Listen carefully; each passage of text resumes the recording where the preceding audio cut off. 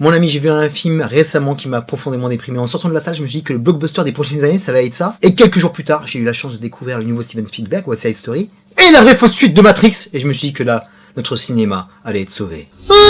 Monsieur Bonjour, j'espère que ça fait la pêche et que là, il vous traite bien. Préparez-vous à ressusciter avec Matrix Resurrection. Matrix, mon pote, quelle saga qui a marqué le cinéma de son empreinte. On a tous un rapport personnel à cette franchise. Parce que comme le dit notre ami Kylian, c'est un... comme on dit en anglais, game changer. Rappelle-toi cette fin juin 1999.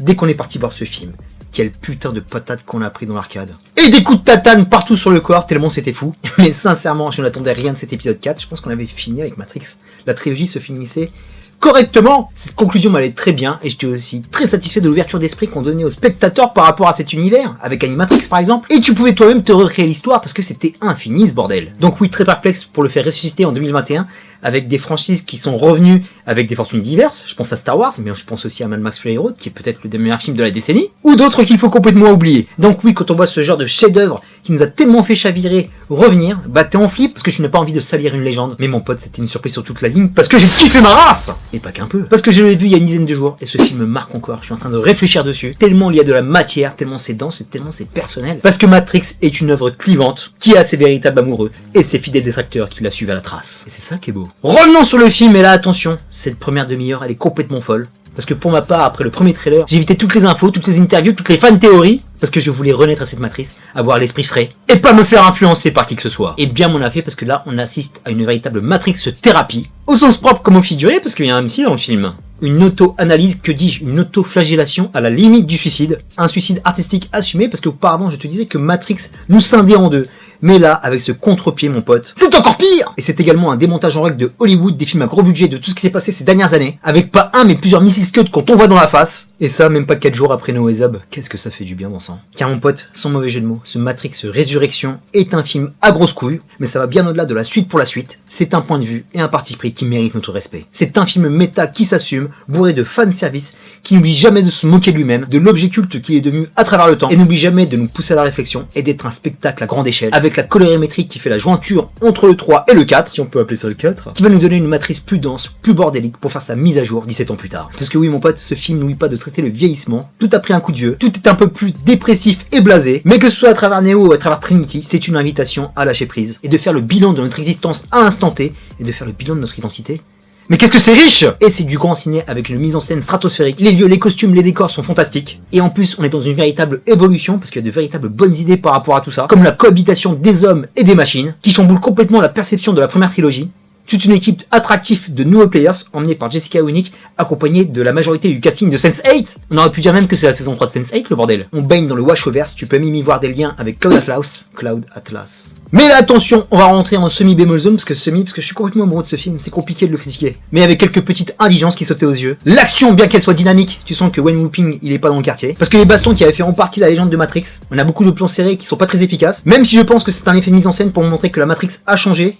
On a plus ces plans larges qu'on est dans la première trilogie qu'on kiffait. Mais malheureusement, la bagarre n'est pas au niveau. Même si la nana m'a attrapé par la tête, elle m'a dit « Rebe, calme-toi. Matrix, ça n'a jamais été la baston, c'est tout le propos qu'il y a autour. » Je veux bien l'accepter, mais quand même. Même dans le 3, on avait pris du recul par rapport à la bagarre. Le peu qu'il y en avait, c'était impactant. Et là, beaucoup moins. Les nouveaux arrivants, Neil Patrick Harris est formidable. Son personnage prend de l'importance au fur et à mesure du film. Et il lâche une prestation presque... Legend. Wait for it. And I hope you're not lactose intolerant because the second half of that word is dairy. No. Legendary. Et deux autres personnages avec lesquels je suis complètement partagé. L'agent Smith 2.0 joué par Jonathan Groff de Manhunters. J'ai trouvé sa prestation fantastique même si au début j'étais vraiment dans le doute. Et plus son arc narratif avance, plus il a été convaincant le gars. Ses scènes face à Keanu Reeves et même dans la baston, le mec est présent. Menaçant, charismatique et vraiment surprenant pour ne pas te spoil. Back to the Matrix. Et un autre qui est l'acteur du moment, une nouvelle coqueluche hollywoodienne, Yahya Abdul-Mateen qui joue le Neo Morpheus. Par contre là mon pote, j'ai pas compris pourquoi t'as pas ramené Laurence Fishburne parce que ce Morpheus ne sert pas à grand chose, à part être accoutré comme un sapeur zaïrois à Châteaurouge un samedi après-midi. Je cherche encore le bien fondé de sa présence dans ce film. Parce que tu l'aurais ramené en faisant un nouveau personnage, ok, mais là Morpheus, no way! À la rigueur un de ses descendants, un nouveau player, mais c'est jamais Morpheus parce que le gars il est complètement en arrière-plan par rapport aux autres.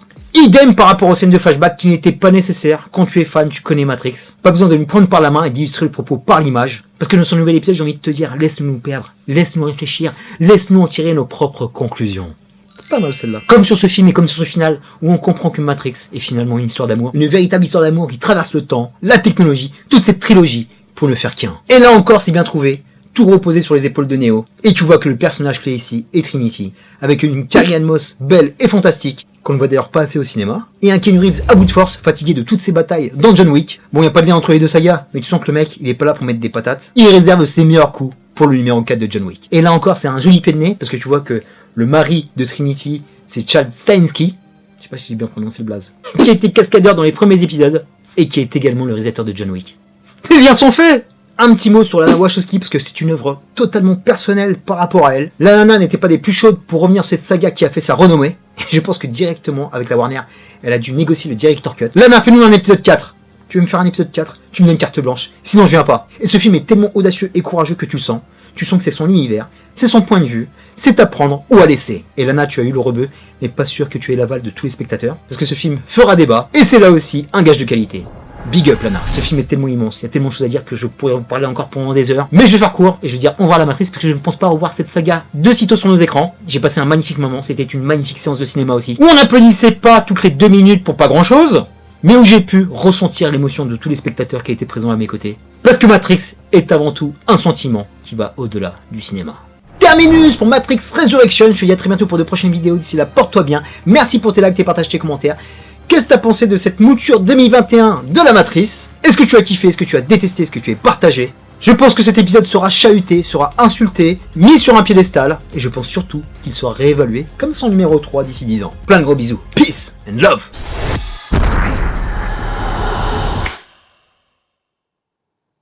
Am I crazy? We don't use that word in here.